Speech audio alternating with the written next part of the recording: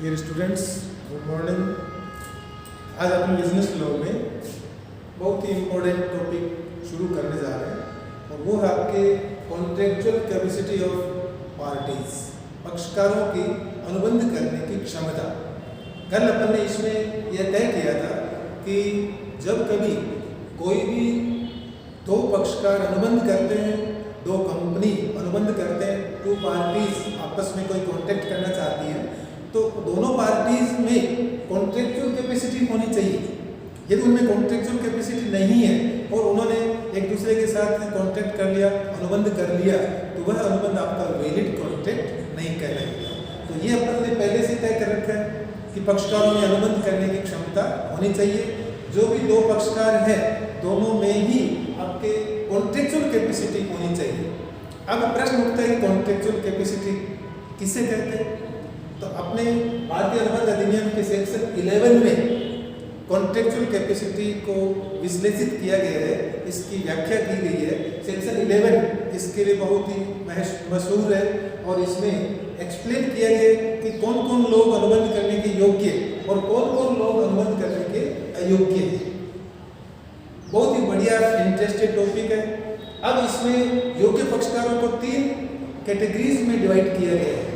हर एक चीज को आप ध्यान से सुनना, हर चीज को अपन विस्तार से अध्ययन करेंगे।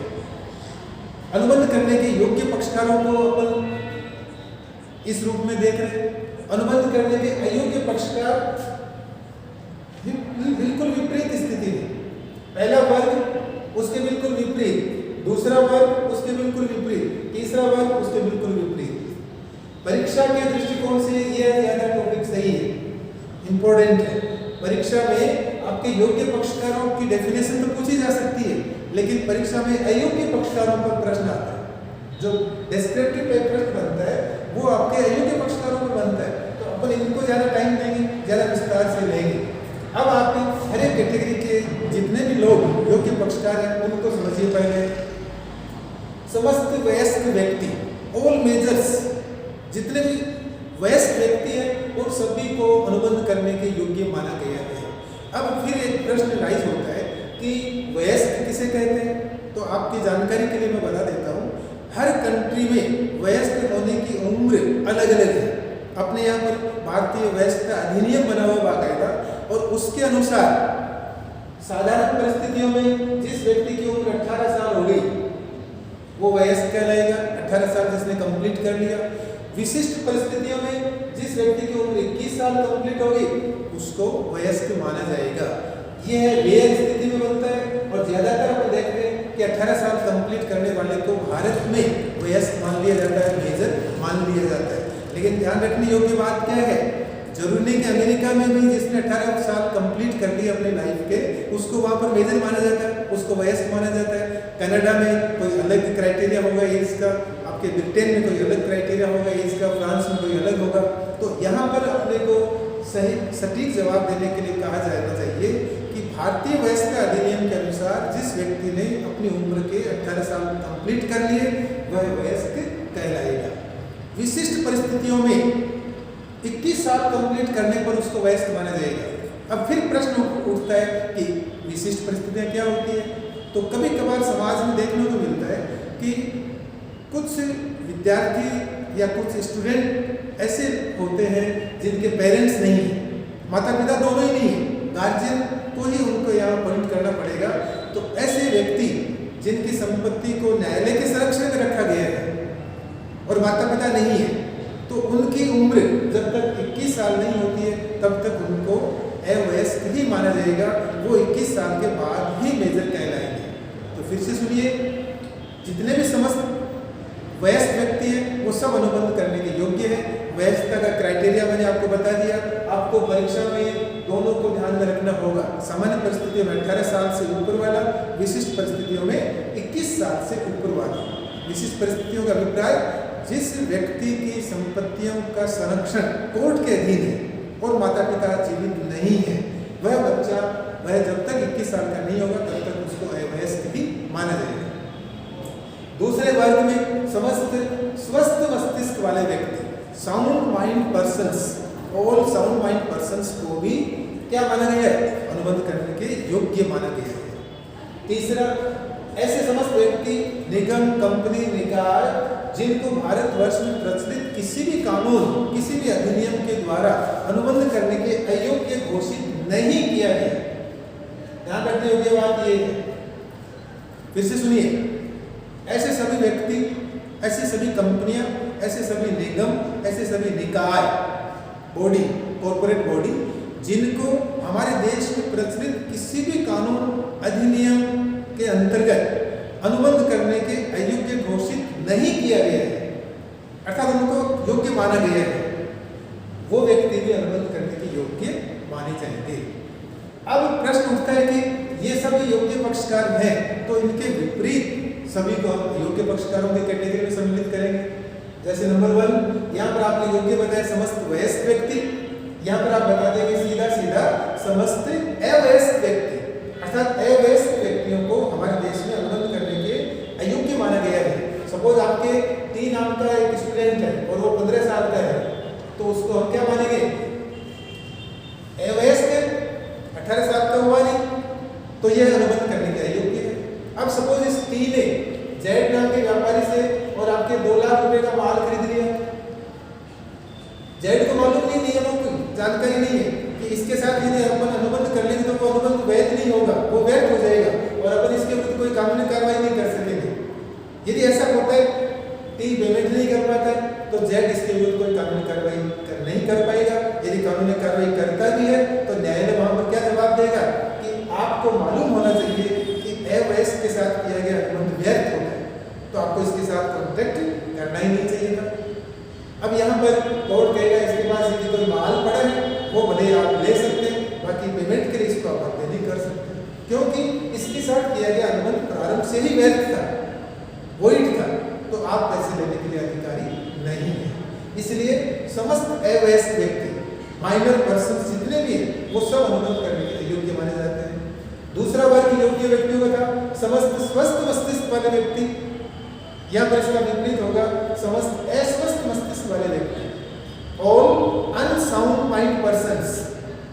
अस्वस्थ मस्तिष्क वाले व्यक्ति, ऑल अनसाउंड माइंड पर्सन्स, उनको भी अनुबंध करने के अयोग्य पक्षकार के रूप में देखा जाता है। For example, unsound mind persons में 4-5 उदाहरण आपको याद रखने होंगे। पागल व्यक्ति अस्वस्थ मस्तिष्क का होता है और वह किसी के साथ अनुबंध कर लेता है, तो अनुबंध से उत्पन्न दायित्वों के लिए वह रिस्पॉन्सिबल नहीं होगा। मूर्ख व्यक्ति, उसको भी अस्वस्थ अनसाउंड माइंड पर्सन कहा गया। शराबी, कुछ घंटों के लिए यदि कोई व्यक्ति शराब का नशा करता है और उस दौरान उसके साथ कोई कॉन्टेक्ट करता है, तो वह भी अस्वस्थ मस्तिष्क की कैटेगरी में आ जाएगा। बेहोश व्यक्ति, जैसे बुखार के कारण अनकॉन्शियस हो गया, एक्सीडेंट के कारण अनकॉन्शियस हो गया और उस दौरान यदि किसी के साथ कॉन्टेक्ट हुआ है, तो वह भी अस्वस्थ मस्तिष्क वाला व्यक्ति कहलाएगा। इन सभी को आप इस कैटेगरी में सम्मिलित करेंगे जो अनसाउंड माइंड पर्सन होते हैं। इनको विस्तार से आप आगे देखेंगे। फिर तीसरा वर्ग आपने यहाँ पर लिया था कि ऐसे सभी व्यक्ति, कंपनी, निगम, निकाय जिनको किसी भी कानून द्वारा अनुबंध करने के अयोग्य घोषित नहीं किया गया, या विपरीत बताना। ऐसे सभी व्यक्ति, कंपनी, कानून, आपके निगम, निकाय जिनको देश में प्रचलित किसी भी कानून या अधिनियम के द्वारा अनुबंध करने के अयोग्य घोषित कर दिया गया, वहां तक घोषित नहीं किया गया, यहाँ पर उनको डिक्लेयर कर दिया गया कि आप अनुबंध नहीं कर सकते। फॉर एग्जाम्पल, 3-4 उदाहरण आपको इसमें लेने होंगे।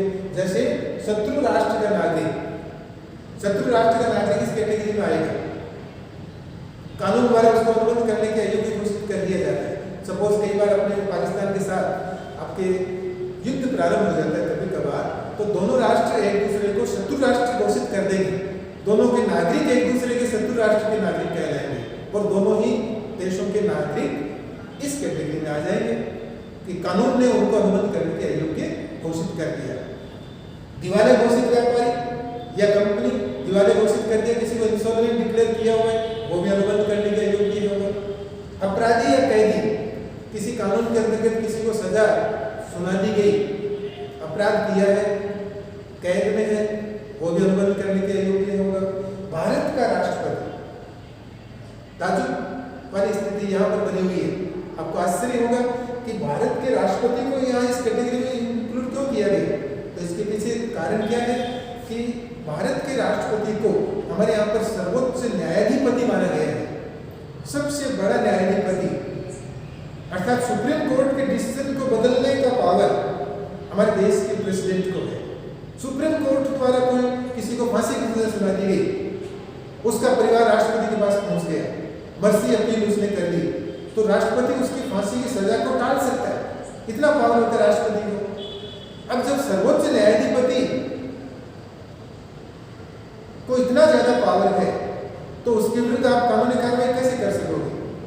इसलिए देश के राष्ट्रपति को इस कैटेगरी में सम्मिलित किया गया है। लेकिन वापस प्रश्न उठता है, तो इसका मतलब क्या हुआ कि वो किसी के साथ अपना सामाजिक या पारिवारिक जीवन यापन करने के लिए अनुबंध कर ही नहीं सकता? ऐसा नहीं है। अर्थात राष्ट्रपति के पद को लेकर के एक पार्टी वो नहीं बन सकता। अपने व्यक्तिगत जीवन में, सामाजिक जीवन में, मार्केट में सामान तो खरीद सकता है, बिल्डिंग बनवा सकता है, घर बनवा सकता है, लेकिन व्यक्तिगत नाम से, न कि राष्ट्रपति के पद के नाम से। तो यह चीज आपको क्लियर होगी। परीक्षा में कभी नहीं पूछा जाता है कि भारत का राष्ट्रपति अनुबंध क्यों नहीं कर सकता, जीके का प्रश्न बनता है। तो इसके कारण आपको मैंने बताया कि हमारे यहाँ पर जो राष्ट्रपति है उसको सर्वोच्च सेनापति कहा गया, देश का प्रथम नागरिक इसको कहा जाता है, और इसको सर्वोच्च न्यायाधिपति भी कहा जाता है। जो भी राष्ट्रपति बनता है देश का वो सर्वोच्च न्यायाधिपति होता है। आपके court, high court, supreme court decision दे देता है, वो अंतिम माना जाता है, लेकिन अंतिम डिसीजन होता है राष्ट्रपति का। सुप्रीम कोर्ट के डिसीजन को भी बदलने का पावर राष्ट्रपति के पास होता है। तो ये सर्वोच्च न्यायाधिपति है, इसलिए इसके विरुद्ध कोर्ट में कहा जाएंगे आप, कानूनी कार्रवाई संभव ही नहीं है, इसलिए इनको इस कैटेगरी में सम्मिलित किया गया है। अब समराइज्ड वे में फिर से एक बार देख लीजिए, contractual capacity of the parties में एक टेबल बनेगी, याद करने लायक कुछ भी नहीं है। 3 कैटेगरी इधर है, 3 इनके विपरीत। फर्स्ट कैटेगरी में ऑल मेजर पर्सन्स, जो वयस्क है, भारत में 18 साल, सामान्य परिस्थितियों में, विशिष्ट परिस्थितियों में 21 साल। ऑल साउंड माइंड पर्सन्स, सभी स्वस्थ मस्तिष्क वाले व्यक्ति, स्वस्थ मस्तिष्क वाले व्यक्ति जिनमें सोचने समझने की क्षमता है, जो निर्णय ले सकते हैं, जो अपने हित अहित के बारे में तुरंत डिसीजन ले सकते हैं, उनको कहा जाता है स्वस्थ मस्तिष्क वाले व्यक्ति। ऐसे व्यक्ति निगम, निकाय, कंपनी जिनको देश में प्रचलित किसी भी कानून या अधिनियम के द्वारा अनुबंध करने के अयोग्य घोषित नहीं किया गया, वो भी इस कैटेगरी में। अयोग्य पक्षकारों में ऑल माइनर पर्सन्स और अनसाउंड माइंड पर्सन्स, आपके इडियट है, पागल है, या आपके शराबी है, बेहोश व्यक्ति है, ये सभी, और ऐसे सभी व्यक्ति जिनको किसी कानून द्वारा अनुबंध करने के अयोग्य घोषित किया गया है, जैसे आपके शत्रु राष्ट्र का नागरिक हो गया, दिवालिया घोषित व्यापारी हो गया, अपराधी या कैदी, और भारत का राष्ट्र